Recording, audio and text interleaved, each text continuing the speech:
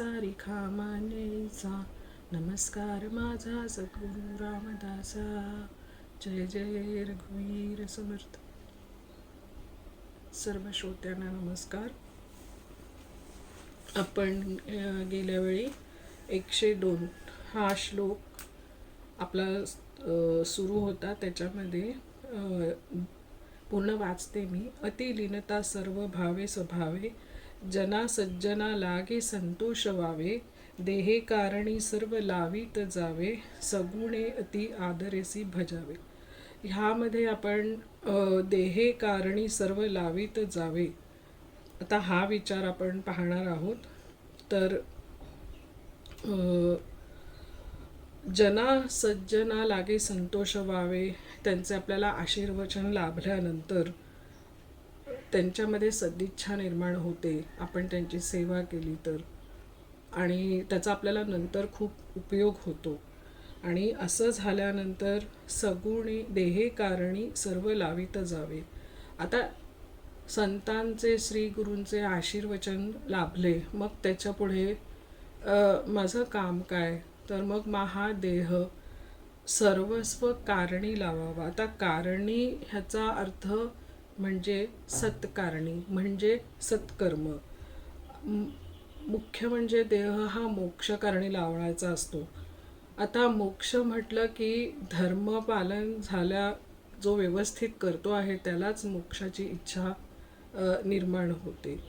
आणि विशेषतः आपल्या हिंदू धर्मामध्ये असा विचार आहे की आपण प्रपंच सांभाळीत परमार्थ म्हणजे देहाचा काही भाग हा सत्कारणी धर्माच्या रक्षणासाठी लावला पाहिजे. आणि भगवद्गीतेमध्ये पण यदा यदा ही धर्मस्य, म्हणजे जेव्हा जेव्हा खुद्द भगवान पण त्याकरिता अवतार घेतात धर्मासाठी, तर मग आपण जर भगवंताचे भक्त आहोत तर आपण पण आपला देह काही सत्कर्म त्याच्याकडनं घडावे असं आपला गोल सहज असला पाहिजे. आणि मोक्षकारणी हा त्याचा अल्टिमेट उपयोग, शरीराचा उपयोग करून घेणे असा आपला हा विचार असला पाहिजे. आता म्हणून धर्म आणि मोक्ष ह्याची नेहमी जोडी असते. आता धर्म देवाला जेव्हा धर्म आवडतो अवतार घेण्या इतपत, त्याला काय मला भेटण्याची अजिबात इच्छा नसते. माझ्यासाठी अवतार नाही घेत ते, तर मग मी का नको असं. आणि धर्मरक्षण करून काय होतं, मग आपण आता मोठ्या मोठ्या त्याच्यामध्ये गप्पा असतात ना की धर्मरक्षण, मुख्य मला काय त्याचा उपयोग. तर धर्मामध्ये कर्म आणि उपासना ह्या दोघांची पण जोडी असते. त्याच्यामुळे कर्म आपण सत्कर्म निष्काम कर्म केलं तर त्याच्याने आपलं चित्त शुद्ध आणि शांत, ह्या दोन उपासना, निष्काम कर्म ह्याने चित्त शुद्ध होतं आणि निष्काम उपासना ह्याने चित्त शांत होतं. आणि आपण मागे पाहिलं होतं की शुद्ध आणि शांत चित्त साधकासाठी किती बेसिक रिक्वायरमेंट आहे. जराही चित्त माझं विचलित होत असेल, आपल्या लक्षात येतं की आपल्याला आपली साधना नीट होत नाही. बस त्याच्यासाठीच चित्त शुद्ध आणि शांत ठेवायचा एक इक्विलिब्रियम म्हणतात तो जर आपण आपलं निष्काम कर्म केलं आणि निष्काम उपासना केली तर ते शक्य होतं. असं हे एकात एक कनेक्टेड आहे. आता धर्म पालन करायचं म्हणजे काय, त्याचा थोडासा आपल्याला विचार करायला लागेल. कारण हा प्रत्येक गोष्ट स्पेसिफिक जाणून घेतली, नुसते शब्द फेकले तर त्याने काय होणार नाही, तर म्हणजे आपल्यामध्ये परिवर्तन नाही होणार. तर मग आपल्याला खूप स्पेसिफिकली समजून घ्यायला लागतं की धर्म म्हणतात तेव्हा काय. तर धर्माचे आता अंतरंग आणि बहिरंग, धर्माचे बहिरंग सांभाळण्याची खूप गरज आहे. आता बहिरंग म्हणजे काय, तर सण उत्सव, व्रतवैकल्य आहे, आपण काय अंगारा लावतो, एखादी माळ घालतो गळ्यामध्ये, तर प्रत्येकाच्या ते हिंदू धर्मामध्ये हे त्याचे बहिरंग आहेत. आता एक आपण खूप लक्षात ठेवायला पाहिजे की बहिरंगाच्या आधारानेच आपण अंतरंगात शिरत असतो. पण पहिले आपल्याला अट्रॅक्ट काय करतं? एखादं पोशाख म्हणा किंवा कोणी माळ घातली आहे, मंदिरात आपण का जातो? कारण पहिले अट्रॅक्शन आपल्याला बहिरंगाचं आपल्याला ओढलं जातो. हळूहळू मग ते साधना करत गेलो, उपासना करत गेलो, तो त्याच्या अंतरंगात पण शिरतो. म्हणून ह्याचं एक प्रकारे महत्त्व पण आहे आणि ते आपण पण पाळायला पाहिजे. आता म्हणजे धर्मासाठी जर देह सत्कारणी लावायचा असेल, तर मग मला माझा त्याच्यासाठी बहिरंग आणि अंतरंग हे दोन्ही पाळण्याची आवश्यकता आहे. आता माझे श्रीगुरु उदाहरण देतात की काही लोक हल्ली शिर्डी आता खूप पॉप्युलर झालं आहे. तर काही न जाणारे लोक असं म्हणतात, काय तिकडे तर झुंड लागलेली आहे. तर माझे श्रीगुरु नेहमी म्हणतात की धर्मकारणासाठी का असेना हिंदू धर्माचे लोक एकत्रित येतात. तर असं झुंड म्हणणे योग्य नाही. तुम्ही जाऊ नका, ठीक आहे, पण दुसऱ्यांना नावं जे जातात त्यांना काय साध्य काय होतं त्याने? कारण तो बहिरंगाचा भाग झाला. त्यामुळे धर्मासाठी एकत्रित येणे आवश्यक आहे आणि त्याच्यासाठी मग ह्या काही गोष्टी आपल्याला प्रॅक्टिकली पाळाव्या पण लागतात. आता धर्मामध्ये आणखीन दोन कर्म जमा होतं, जसे की कर्म आणि उपासनाची जोडी आहे, तसंच इष्टकर्म आणि पूर्तकर्म. तर पहिले अगोदर जुन्या काळी 200 वर्षापूर्वी वगैरे तलाव बांधणे, विहिरी बांधणे, धर्मशाळा बांधणे, हे संत ह्यांची सेवा करणे, ह्याच्यासाठी हा धर्माचा भाग म्हणून हे कर्म केली जायची. पण आताच्या हल्ली ह्याच्यामध्ये आपल्याला धर्मशाळा किंवा म्हणा तलाव हा सगळा आता राजकारण आणि ह्यांच्या अंडर आहे. तर तसं आपल्याला ते आता नाही करतात. तर मग काय करावं? संतांची सेवा करावी, सज्जनाची सेवा करावी, त्यांचा अध्यात्म नीट होण्यासाठी जे जे साधनं जे आपल्याला सोय करता येईल त्या पद्धतीने त्यांना मदत करावी. कारण आपण सगळे प्रापंचिक आहोत, आपल्याला प्रपंच सांभाळून आपलं धर्मपालन करायचं आहे. तर असा हा आपला विचार जो होता की देहे कारणी सर्व लावित जावे, तर त्याच्या कसं कसं काय काय करायचं असा आपला थोडा विचार झाला. आणि त्याच्यानंतर जो खूप इम्पॉर्टंट जी ओळ आहे ती सगुणी अति आदरेसी भजावे. आता इथे अति शब्द समर्थांचा लाडका हा परत आला आहे. आपण लगेच नोट केलं असेल की संतांनी नेहमी आपल्याला एक अशी एक पहिलेपासून त्यांनी एक प्रकारची फाउंडेशन ले करून दिलं आहे की पाया जे म्हणतात की अगोदर सगुणाचे रक्षण केलेच पाहिजेत. त्याला मर्यादा घालून दिली आहेत की प्रवचन कीर्तन ह्याच्यामध्ये सगुणाचे रक्षण करून निर्गुणाबद्दल बोलावे असं. तर समर्थांचेच वचन आहे ना की प्रवचन हे निर्गुण प्रधान असते आणि कीर्तन हे सगुण प्रधान असते. आणि का बरं असं? कारण प्रवचनचे अधिकारी वेगळे असतात, कीर्तन ऐकणाऱ्याचे अधिकारी वेगळे असतात. अधिकारी ह्यांच्यामध्ये भिन्नता असल्यामुळे त्याप्रमाणे त्यांचे प्राधान्य दिलेले आहे वेगवेगळे. तर सगुण मोडू नये किंवा सगुणामध्ये काय अर्थ नाही आहे असे चुकूनही म्हणू नये आपण. कारण मर्यादा हे एक वास्तव आहे की सामान्य माणसाचा अधिकार 99% सामान्य माणसं आपल्याला सगुणाकडूनच निर्गुणाकडे आपली वाटचाल होते. फार क्वचित फक्त निर्गुण आणि सगुणाचीच उपासना करता येते, निर्गुणाची उपासना नाही करता येत. म्हणून जसं की माझ्या श्रीगुरूने उदाहरण दिले आहे की अष्टवक्र गीता ह्याच्यामध्ये जो जनक राजा ह्यांचा संवाद आहे, तर त्यांनी त्याच्यामध्ये अष्टवक्र ऋषी ह्यांचा आणि इथे हा पूर्ण निर्गुणाबद्दलच ह्याचा विचार आहे. कारण दोन्ही त्याचे अधिकारी होते. म्हणून जेव्हा आपण अष्टवक्र गीताचा अभ्यास करतो तेव्हा हा भान ठेवूनच आपल्याला तो समजून घ्यावा लागतो की इकडे जे अधिकारी आहेत ते निर्गुणाचे आहे. आणि हा भान ठेवून ग्रंथ वाचला तर मग त्याचं योग्य ते फळ आपल्या पदरात पडते, नाहीतर कन्फ्युजन पदरात पडते. तर असा हा म्हणून अति आदरी हा शब्द आहे.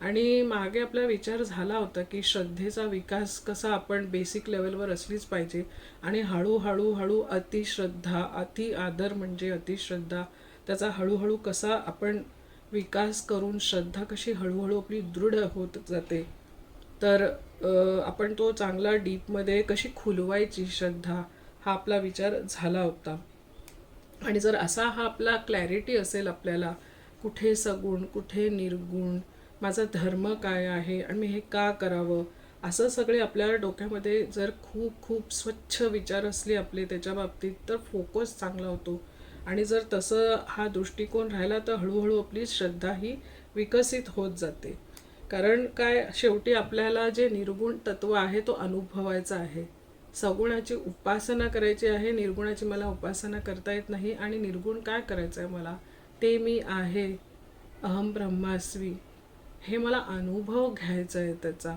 आणि मग अनुभव घेण्यासाठी हे सगळ्या गोष्टी आपल्याला सांभाळून प्रपंच सांभाळून जी तारेवरची कसरतच आहे पण ही संतांनी आपल्याला ऑलरेडी टाइम टेबल आणि काय म्हणतात पोर्शन सांगून दिलेला आहे आपल्याला फक्त तो फॉलो करायचा आहे त्यामुळे ही जी ठाम श्रद्धा जी निर्माण होते त्यालाच समर्थ अति आदरे असे म्हणतात म्हणून सगुणे अति आदरेसी भजावे असा हा आपला श्लोक नंबर 102 हा आपला आता आज पूर्ण झाला विचार आता आपण वळूया श्लोक नंबर 103 कडे तर तो मी आता तुम्हाला वाचून दाखवते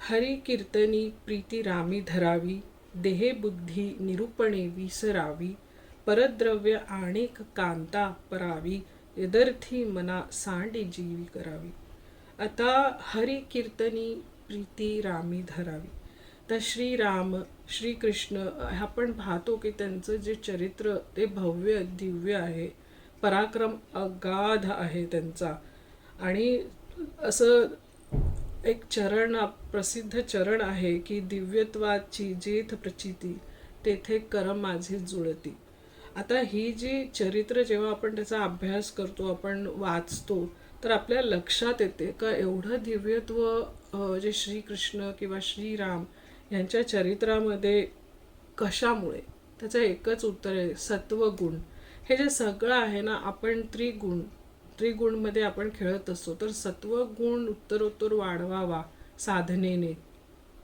त्याच्यामुळेच ही दिव्यता त्यांच्या श्रीराम आणि श्रीकृष्ण ह्यांचे सत्वगुण एकदम उच्चांकावर असल्यावरच ते असं दिव्यत्व किंवा अगाध पराक्रम करू शकतात ते ऐकून ते लक्ष बाकी सगळं कथा वगैरे ऐकण्यात इंटरेस्टिंग असते पण मेन त्याने कसं का ते असे दिव्य आणि महान काम करू शकले तर सत्वगुण वाढवल्यामुळे म्हणून हरी कीर्तनी म्हणून त्यांची प्रीती आपण धरावी कारण का जो रजोगुणी असेल ना तो आता रामचरित्र समजा ऐकायला तर त्यांना वाटतं काय काय भाकड कथा आहे काय नुसत्या गप्पा आहेत असं जे रिॲक्शन आपल्याला मिळतो ना तर समजावं की हा माणूस रजोगुणाच्या अंमलाखाली आहे त्यात काही तथ्य नाही आहे असं वाटायला लागतं कधी कधी आपल्याला पण असं वाटतं काय खरं आहे का एवढं हे सगळं ते सांगतात कारण आपण त्याला कथा म्हणूनच बघतो पण आणि का बरं साधक म्हणून माझं सत्वगुण जपलेलं नाही आहे तर्क आपण मागे तर्काने कसं पाप आपण जमा करतो हा विचार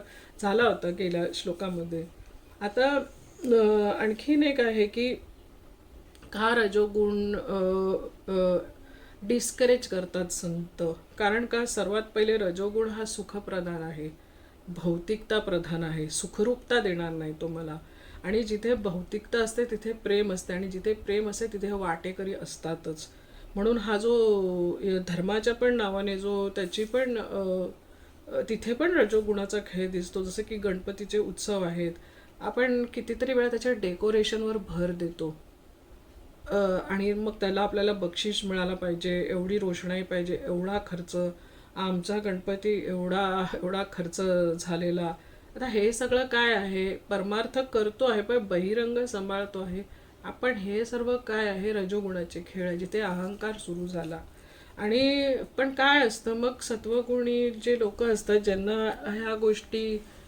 पटत नाहीत करायचं जरूर असतं त्यांना हे सगळं, पण आता हा सगळं बघितलं की ते काय करतात, मागे हटतात. तर असं न करता मी पण अगोदर असे करायचे, काय आहे गणपती नुसते ह्यांचं तर नुसतं शो असतो, आरती पण धड करत नाही, असं मी पहिले खूप क्रिटिसाइज करायची. पण नंतर नंतर मला कळायला लागलं की माझ्यात आणि त्यांच्यात काय फरक आहे. ते लोक करतात तरी आहे काहीतरी, मी तर तिथे जात पण नाही आहे आणि वरून घरी बसून त्यांना नावं ठेवते. म्हणजे मी करते काय, सत्वगुणी ॲक्शन नाही आहे ना ही माझी. म्हणून असं न करता सत्वगुणी लोकांना आपल्याला हे सहसा जमत नाही. तर मग काय, जिथे कृतिशीलता असते तिथे रजोगुणी माणसं लागतात. मग माझ्यासारखा व्यक्ती, एखादा उत्सव आहे, एखादं मोठं कार्य आहे, तिथे माझ्यासारखा व्यक्ती कामाला येत नाही. आणि अशी कामं करण्यासाठी रजोगुणी जे क्रियाप्रधान लोक, सगळा हातभार त्यांचा लागलेला असतो. अहंकारामुळे का असेना, काय का असेना, एवढ्या सगळ्या लोकांची अन्नाची व्यवस्था करायची, त्यांना वाढणे, किती किती ते कामं जी करतात त्याच्यामध्ये इगो इश्यूज येतातच. पण 80% ती लोक ते कामं करतात. मग इथे मी बसून त्यांना का क्रिटिसाइज करू, का त्यांना दोष देऊ. आणि असं केल्यामुळे तो संप्रदाय पण चालतोय ना परंपरागत. इतके वर्षाचे मंदिर, त्याचे एवढे मोठे कार्य, जर क्रियाप्रधान लोक नसले तर कसं होणार असं. त्यामुळे प्रत्येक व्यक्तीचा तो गुण असलेल्या त्या कामासाठी त्या व्यवस्थेमध्ये त्याची फार जरूरत असते. तर असा थोडा, काय म्हणतात, इन्क्लुसिव्ह, सगळ्यांना आपण इन्क्लूड करून इनकॉर्पोरेट करणे त्यांना, हा विचार हा आपल्यासाठी फार जरुरी आहे. आणि प्रत्येक गुणाच्या माणसाचा त्या त्या गुणानुसार तिथे उपयोग असतोच. आता तिथे फॉर एक्झाम्पल जे सिक्युरिटीचे असतात तिथे गुण जरुरी असतो. तिथे सत्वगुणाचा माणूस तर त्याला तर लोक काहीच डिसिप्लिनच पाळणार नाहीत. रजोगुण आणि तमोगुण ह्याची फार जरुरी असते तिथे सिक्युरिटीची. म्हणजे ते रक्षक असतात गेटवर, कोणाला अलाव करायचं काय नाही, कारण कुठल्या कुठल्या पद्धतीचं तिथे गर्दी होत असते. म्हणून असं आपण कुठल्याही लोकांना न दोष देता त्याच्या त्याच्या प्रत्येकाचं काही ना काही देवाने कौशल्य असतं, असं ही आपण काळजी घेऊन त्या पद्धतीने त्याच्यामध्ये आपल्याला शक्य आहे त्याप्रमाणे आपण त्याच्यामध्ये सामील व्हावं. म्हणजे कसं काय की हरी कीर्तनी प्रीती रामी धरावी हे आपल्याला पालन करता येतं सामूहिक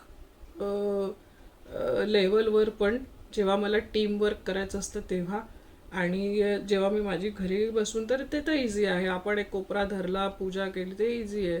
त्याच्यामध्ये आपल्याला कधीच अडचण येत नाही. आपली कस जेव्हा लागते, जेव्हा आपण हे सगळं करताना बाहेर एखादं व्रत आणि ह्याच्यामध्ये जेव्हा आपल्याला सामील व्हायला लागतं तेव्हा आपली कस लागते. तर असं म्हणून तिथे पण प्रीती कायम ठेवावी असं. आणि देहबुद्धी निरूपणी विसरावी, पुढचा आपण आता घेतोय ओळ. तर का बरं, आता इथे हा काय कनेक्शन आहे. जेव्हा आपण श्रीरामाचे चरित्र ऐकतो, श्रीकृष्णाचे आपण वाचतो, त्यांचे पराक्रमबद्दल आपण कथा ऐकतो, तर मग काय होतं, त्यांचं पराक्रम सांगायला आपण सुरू करतो, जो सत्वगुणी साधक असतो. आणि जर आपण श्रीकृष्णाचा पराक्रम, श्रीरामाचा पराक्रम सांगतो, तर काय होतं, मला माझा पराक्रम सांगायची इच्छा कमी होते हळूहळू. जर आपण हे नाही केलं तर आपण रोजच्या जीवनात बघतो ना की कसं आपण, मी येऊ केलं, मी तीव केलं, माझंच चरित्र गायन सुरू असतं, ऑपॉर्च्युनिटी सोडत नाही आपण. तर मग मग काय होतं, आपल्याला आपल्याबद्दल सांगायची इच्छा ना नॅचरली कमी होते. जसं जसं आपण चरित्र अवतारांची वाचत जातो, आपल्या उपास्य दैवताची वाचत जातो, माझ्याबद्दल सांगण्याचा जो एक म्हणतात ना, मी असं केलं तसं केलं, तो रजोगुणाचा डिस्प्ले हळूहळू कमी होतो. म्हणून काय होतं, इनडायरेक्टली माझीच देहबुद्धी कमी होते, हा फायदा. आणि स्वतः संबंधी जर बोलणे जर कमी झाले तर मग काय, अहंकार कमी होतो. ह्या म्हणतात ना, लागूनच आहे.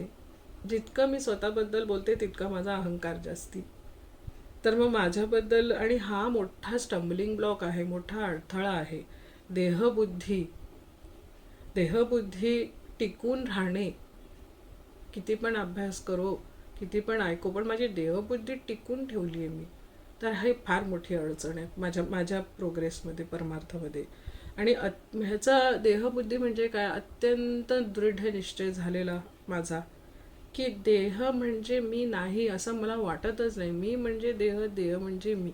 एवढा नॅचरल, एवढा घट्ट, एवढा दृढ निश्चय, त्याला म्हणतात देहबुद्धी. पण संत मग आपलं काय, आपण असे हे चरित्र वाचत गेले तर मग संत आपल्याला लक्षात आणून देतात की तू शरीर नाही आहेस, मी म्हणजे शरीर नाही आहे.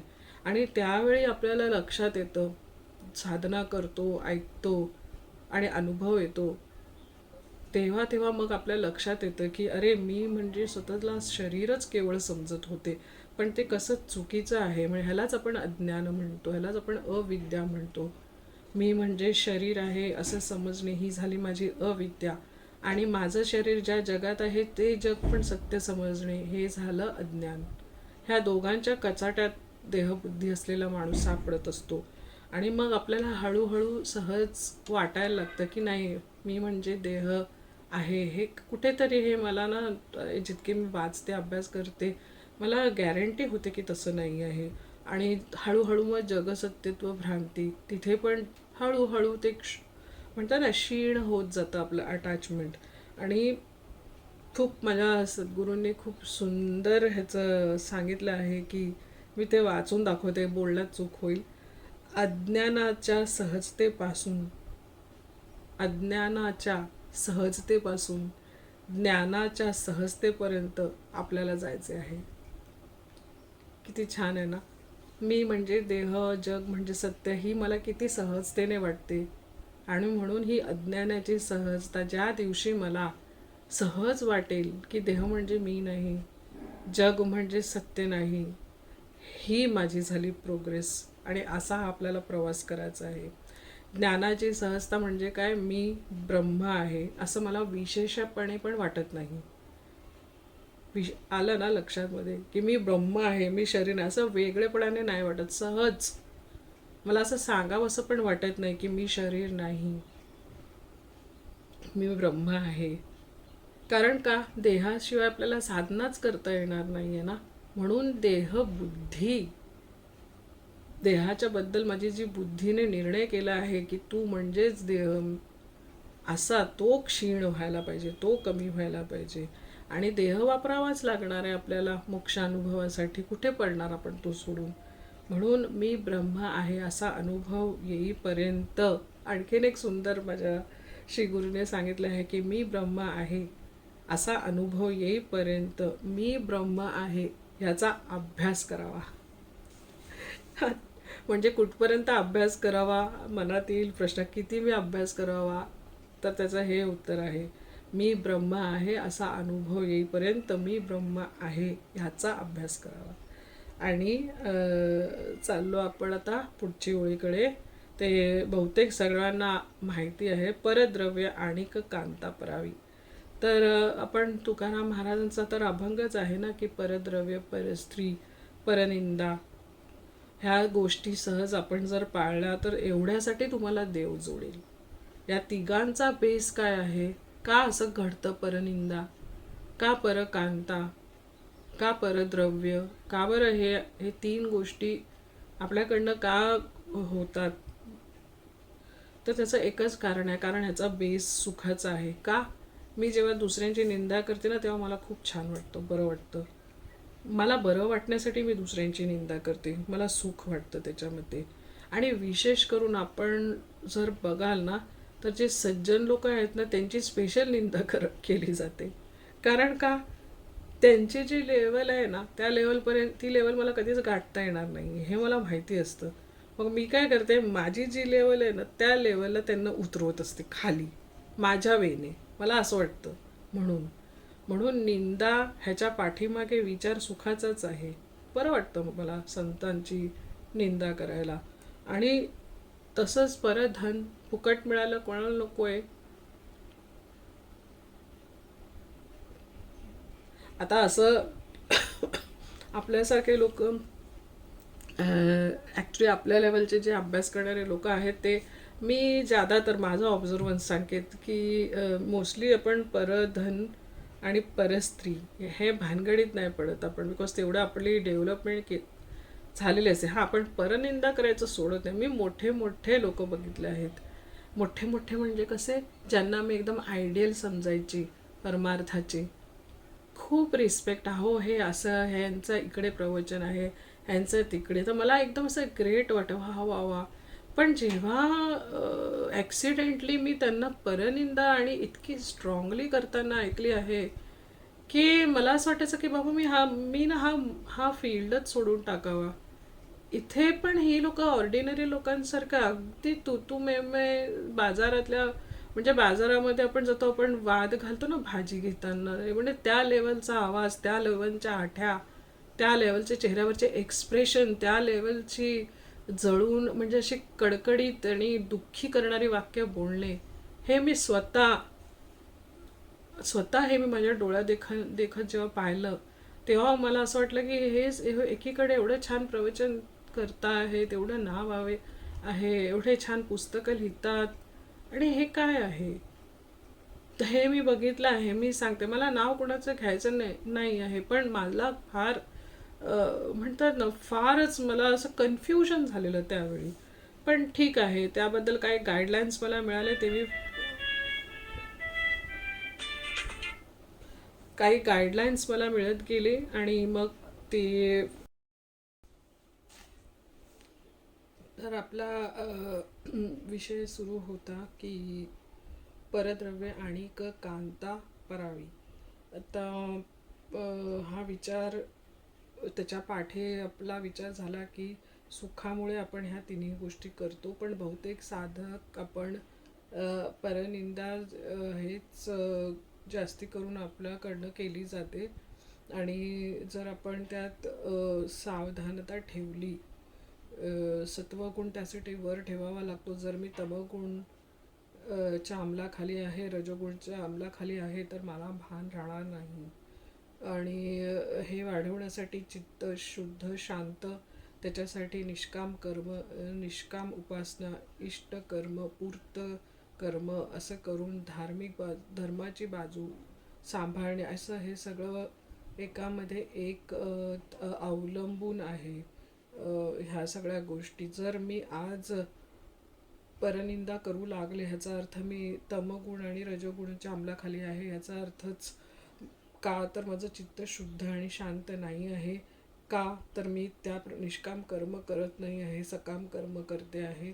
माझी उपासना पण निष्काम नाही आहे, किंवा मी उपासनाच करत नाही आहे, ध्यान धारणा नामस्मरण काही मी करत नाही आहे, आणि त्या कारणाने माझं चित्त गढूळ आहे, आणि म्हणून माझ्याकडून ह्या गोष्टी घडत आहेत. किमान हे जरी आपल्याला लक्षात यायला लागलं, तर मग त्याबद्दल आपण सावधानता ठेवून काळजी ठेवू शकतो.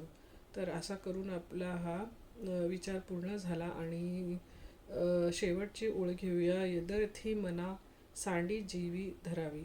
म्हणजे ह्या गोष्टी जीवापासून सोडाव्यात, म्हणजे मनापासून सोडाव्यात वरच्या तिघी गोष्टी, आणि ते करण्यासाठी साधकाने निश्चय करावा, असं म्हणून हा आपला 103 श्लोक विचार पूर्ण झाला. आता आपण जातो आहे श्लोक नंबर 104.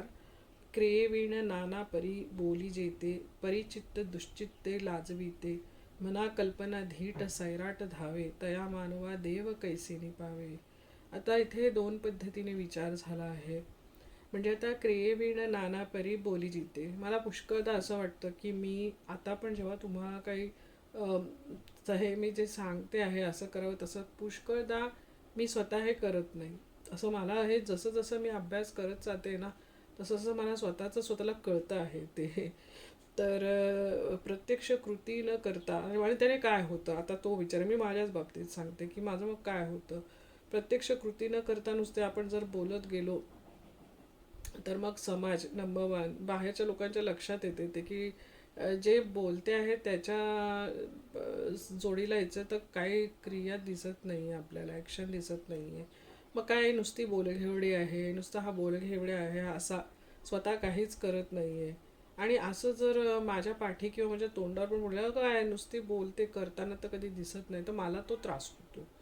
आणि आपली दुसरी अपेक्षा अशी असते की मी काही न करता लोकांनी माझी तारीफ करावी, मला चांगलं म्हणावं, मला बरं म्हणावं.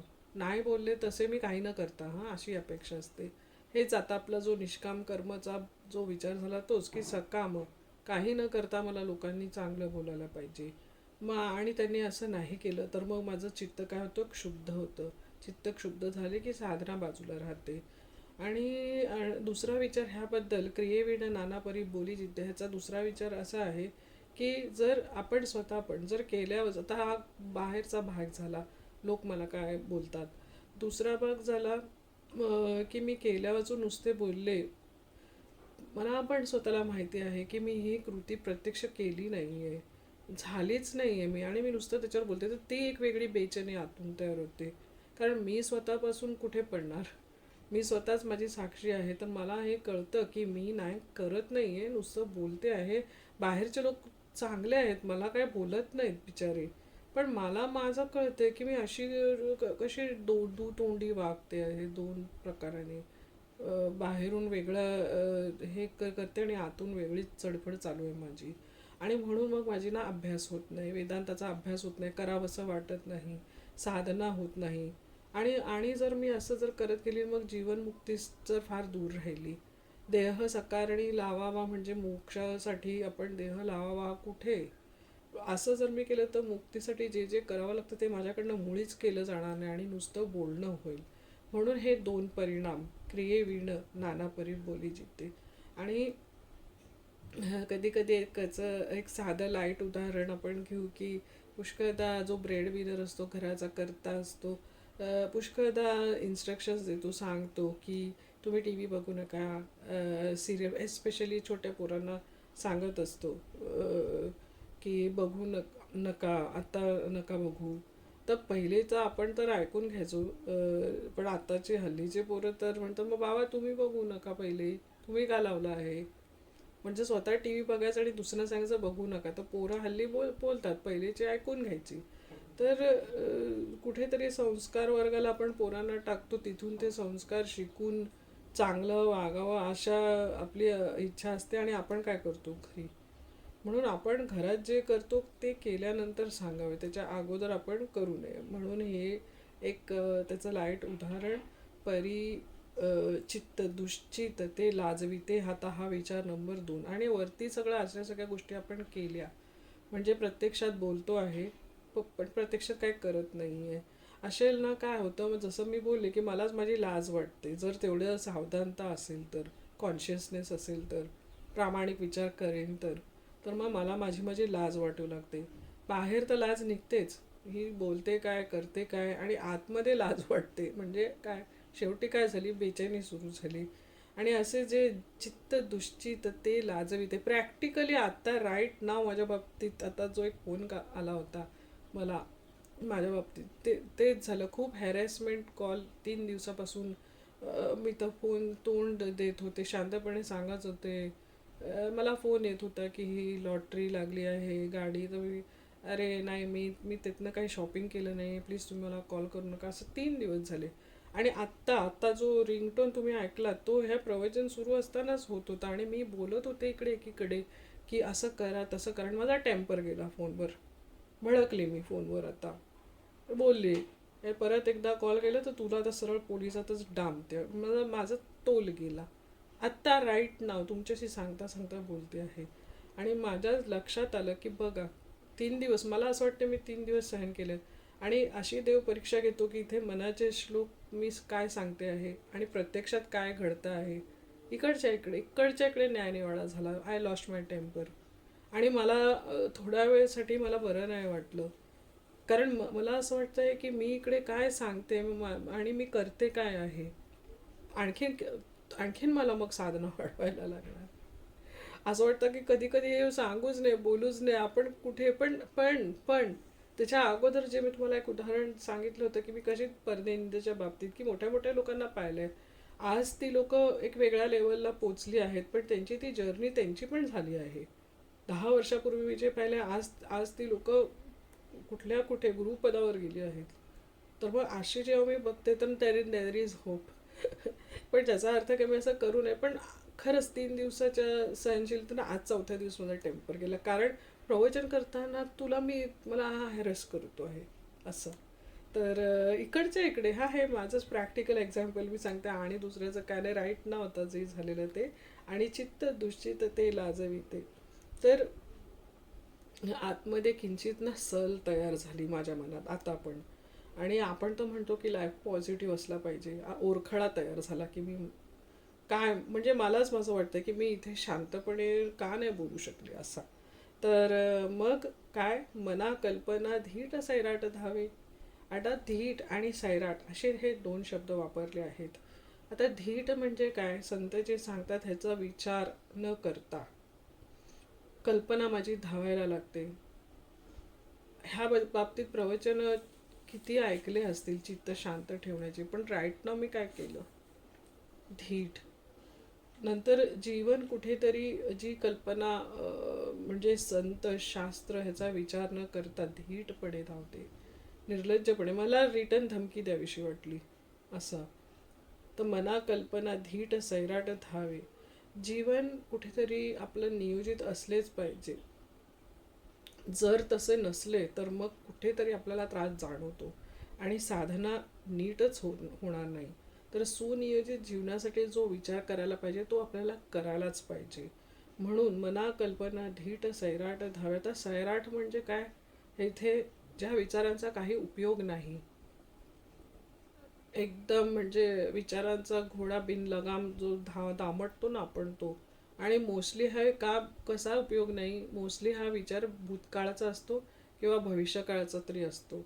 म्हणजे भूतकाळ जिवंत ठेवावे असा आपण नेहमी काम करत असतो. ऑफकोर्स आपल्याला जीवन सुनियोजित ठेवण्यासाठी, जसं की आता प्रमोशन आहे, नोकरी करतोय समजा कोणी, तर माझं प्रमोशन व्हावं, मला चांगली पोस्ट मिळावी आणि मला चांगला पगार मिळावा, असं अपेक्षा ठेवायलाच पाहिजे आपण. म्हणजे ही वासना असायलाच पाहिजे. नाही तर त्याशिवाय जो असं म्हणतो की नाही मी तर पारमार्थिक आहे, मी किती विरक्त आहे, मला प्रमोशनच्या बद्दल काही फरक नाही पडत आहे, मिळाला आहे नाही मिळाला, ढोंगी असतो तो. असं नसतं आणि असं बोलून फायदा पण नाही आहे. म्हणून प्रमोशन जर झालं तर मग काय होतं, त्या पद्धतीने प्रमोशन मिळायच्या अपेक्षेने आपण खूप we give our best efforts देतो, आपण टाईम देतो आणि उभारी येते जेव्हा कोणी आपल्याला समोरून त्या पद्धतीने रेसिप्रोकेशन मिळालं तर आपल्याला उभारी येते.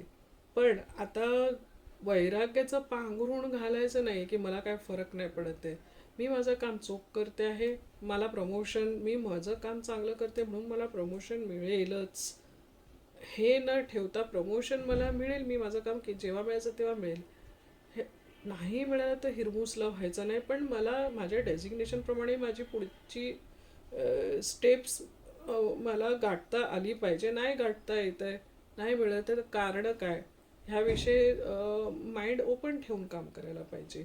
म्हणून त्रयस्थ बुद्धीने जर आपण हे पाहिलं ना सगळं, तर आपण आपल्या स्वतःच्याच सैराट मनाचे हे सगळे खेळ ओळखू शकतो. आणि मग जे शेवटची ओळ, तया मानवा देव कैसे निपावे. आता ह्या सगळ्या गोष्टी जर आपण पाहिल्या लाईनीने, कसं चित्त दुश्चित्त होतं, कसं मला लाज वाटते आणि कसं हे सर्व झालं की मग काय देव कुठून मिळणार मला, कसं कसं मला देव मिळेल. शरीर मोक्षासाठी वापरायचं आहे, त्यानुसार आपल्याला कर्म करायचं आहे, पण माझं चित्त तेवढं दुश्चित झालेलं आहे, कुठून मला देव मिळेल. देवाची प्राप्ती कशी, मन एकाग्र झाल्यावर. इथे माझं मन सैराट धावत आहे. 2 शब्द वापरलेत ना, धीट आणि सैराट. मनाच्या कल्पना धीट झालेल्या आहेत, संतांचं ऐकत नाही, श्री गुरूंचं ऐकत नाही आहे असं. म्हणून जितके कमी आग्रह असतील तितकं मन एकाग्र होईल, जितकी जास्ती आग्रह असतील तितकं मन धीट होईल, सैराट धावेल. तर मग आपण ऐकतो की योग म्हणजे काय, चित्त वृत्ती निरोधा, हा असं योगाचं व्याख्याच आहे ना. तर ते केव्हा करता येईल, चित्तवृत्ती निरोध, एकाग्रमन कधी करता येईल, जर माझं ताब्यात जर माझं मन असेल तर. सैराट असलेलं मन माझ्या ताब्यात कसं काय राहील मग. तर जसं आपण म्हणतो की पेटी वाजवायची, 7 सूर जर व्यवस्थित वाजलेली ते पेटी गोड लागते. आता तीच पेटी आणि ते वाजवतं आहे कोणीतरी, लहान मूल वाडा तेडा बडवतो आहे, बेसूरच संगीत निघणार ना त्याच्यामधून. कारण सैराट तसंच आहे मनाचं, अनेक पद्धतीने चंचलता, आपल्याला समोर विषय असतात, पंच ज्ञानेंद्रियाचे विषय, त्याप्रमाणे अनेक अगणित विषय असतात. माझं मन जर सैराट धावत राहिलं तोपर्यंत मला देवाची प्राप्ती शक्य नाही होणार आहे. म्हणून लोकांच्या मताने असं आहे, माझा अनुग्रह 2010 साली झाला, 10 वर्षापासून परमार्थ करते आहे, आणि अजून पण मन आवरता येत नाहीये, हे माझ्या लक्षात येते. आणि असं जर माझ्या लक्षात यायला लागलं, आजचंच उदाहरण जे मी तुम्हाला आता फोन कॉलचं दिलं, 10 वर्ष परमार्थ करते आहे, 4 वर्षापासून बोलते आहे, तर तरी पण मन नाही आहे कंट्रोलमध्ये, विचलित झालंच चित्त, अजून माझी तशी प्रोग्रेस नाही झालेली आहे. असं करून पण शेवटी शरणागती, मी माझा प्रयत्न करते आहे, बघूया पुढे 5 वर्ष 10 वर्ष काय लेवलला जातो आपण. असं करून त्याला ते समर्पण करून आपली साधनाला मात्र चिकटून राहावं, असं आपण हा विचार करून आज 104 हा श्लोक, आपण आज आपला विचार इथेच थांबवू. पुढे आपण 105 ह्या श्लोकाचा विचार करूया. तोपर्यंत रामकृष्ण हरी हरी.